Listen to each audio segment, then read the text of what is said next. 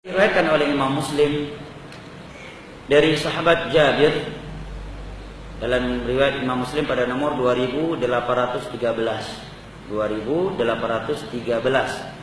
dari sahabat Jabir radhiyallahu anhu, Nabi menyatakan, inna iblisa yad'u 'arsyahu 'ala al-ma' thumma yab'athu sarayahu fa adnahum minhum manzilatan a'zamuhum fitnatan yaji'u ahaduhum فيقول فعلت كذا وكذا فيقول ما صنعت شيئا قال ثم يجيء أحد فيقول ما تركت حتى فرقت بينه وبين امرأتي قال فيدنيه منه ويقول نعم أنت نعم أنت.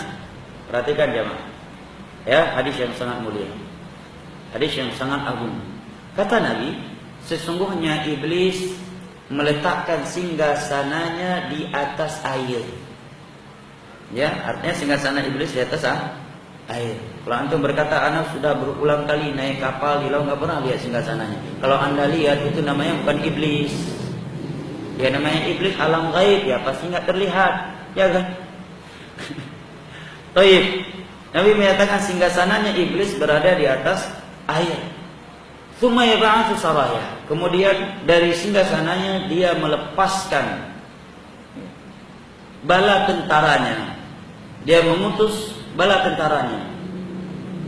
Syaitan yang paling dekat, tentara iblis yang paling dekat dengan iblis adalah yang paling dahsyat godaan terhadap anak Adam. Kemudian Nabi menceritakan bahwa ada salah satu dari bala tentara iblis mendatangi iblis menyatakan fa'atu kada wa kada. Aku telah melakukan ini, melakukan itu, sampai anak Adam tersebut melakukan ini dan itu. Maka iblis menjawab, kamu belum buat apa-apa. Sampai datang tentara iblis yang berikutnya, sungguh aku telah membuat terpisahnya antara dua pasangan suami istri. Aku goda, aku rayu dan aku seru mereka. Aku melakukan berbagai upaya membuat mereka berpisah, membuat mereka berdua berpisah. Ini salah satu dari target besar syaitan, memisahkan antara dua pasangan suami istri. Maka Nabi menyatakan, syaitan pun menyatakan, ni'ma anta, engkau orang yang hebat. Dapat pujian dia setelah membuat dua pasangan suami istri berpisah. Oleh karena itu nasihat para ulama, ketika sudah mulai ada bibit-bibit pertengkaran, bibit-bibit pertengkaran, maka jangan dibuka pintu perpisahan, tetapi ditutuplah. Karena kalau kita mau mengikuti hawa nafsu, terkadang hanya masalah kecil bisa menyebabkan perpisahan dalam rumah tangga. Adik-adik kita yang jomblo belum paham, tapi ini bekal buat mereka. Dan semoga Allah menganugerahkan untuk mereka istri-istri yang salehah. Semangat kali ngaminkan. Baik. Doa gimana nggak semangat? Jawab dong. Baik, jelas ya? Ditutup. Apa contohnya jamaah? Terkadang masalah rumah tangga ini hanya dikarenakan nasi yang mungkin kurang matang, itu bisa menjadi ribut. Betul nggak? Kalau kita nggak benar-benar sabar, syaitan meniup api, bara api luar biasa. Hanya dikarenakan mungkin pempes anak yang berada di dalam kamar atau dalam kamar mandi yang belum dibuang oleh istri, syaitan meniup api kemarahan di situ. Ketika suami memarahi istrinya jawab, karena istri udah capek. Jawab, tengkar. Sekali dikali, seminggu sekali. Habis tengkar, yang istri pergi kantor, suami pergi kantor. Di sana ada yang godain.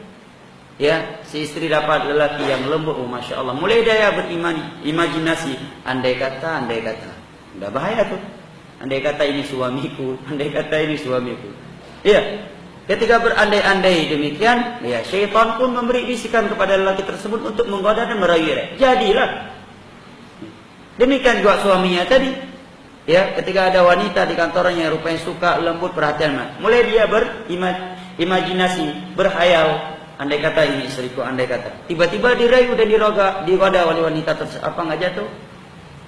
Makanya buka. Maka kata Abu Darda kepada istri beliau Ummu Darda, kata Abu Darda radhiyallahu anhu kepada istrinya, kalau aku marah, kamu hendaknya diam. Dan ketika kamu yang marah, hendaknya saya yang diam. Kalau enggak, maka begitu cepat tali pernikahan kita ini putus. Ya kan? Kalau istri lagi marah, diamin. Mau dibilang apapun nggak akan dengar orang marah itu. Ya nggak? Nggak usah dengan istri sendiri. Di luar lah. Lagi marah nih. Anda lagi marah. Dibawa nasihat. Ya akhi, hadis diriwayatkan oleh Imam Bukhari. Kira-kira dengar nggak tuh? Hah? Lagi marah. Ya akhi, ada hadis diriwayatkan Imam Bukhari. Nabi menyatakan orang yang sedang... Hai, nyokkan hadis Bukhari. Kajian para ini. Nggak sempat dia dengar hadis Bukhari. Ya, orang lagi marah. Apalagi dengan suami istri yang syaitan ya selalu meniupkan bara api perpisahan. Makanya kata Abu Darda, kalau saya marah, hendaknya kamu yang diam wahai istriku. Kalau kamu yang marah, hendaknya saya yang diam. Kalau enggak, begitu cepat. Betapa cepatnya perpisahan ini terjadi. Maka sangat cepat dan sangat mudah kita akan berpisah dan kacau rumah tangga. Terkadang hanya gara-gara istri mungkin lupa naruh gula dalam kopi bisa ribut, ya kan? Ya, gara-gara mungkin si istri lupa ya menyediakan air minumnya, atau ada beberapa biji nasi yang keinjak oleh suami. Kalau tidak ada sifat saling memaafkan, sabar, ya, maka akan begitu cepat putusnya tali pernikahan. Tapi Ustaz, nggak mudah sabar. Jawabannya, kalau mudah itu namanya bukan sabar, syukur. Syukur pun nggak mudah, ya. Kalau mudah namanya bukan sabar. Yang namanya sabar ya adalah sulit. Makanya sedikit orang yang bersabar. Makanya kunci surga adalah sabar. Dan pepatah Arab menyatakan as-sabru kasmihi murrun madaqatuhu wa 'aqibatuhu ahla minal 'asali. Sabar itu seperti namanya dari kata sibrah. Sibrah itu adalah sebuah buah yang pahit rasanya. Murrun madaqatuhu, tapi akibatnya lebih manis daripada madu. Ya, sibrah itu buah, kalau di Yaman itu warna hitam, pahit sekali, tapi itu obat asam lambung sangat-sangat bagus. Hasilnya itu lebih manis daripada madu. Itulah yang namanya sabar, seperti namanya. Maka Nabi menyebutkan ketika ada tentara iblis yang menyatakan aku telah berupaya membuat ribut rumah tangga fulan sampai mereka berdua berpisah, maka iblis menyatakan ni'ma anta, kamu tentaraku yang paling hebat, yang paling bagus. Salah satunya, ya.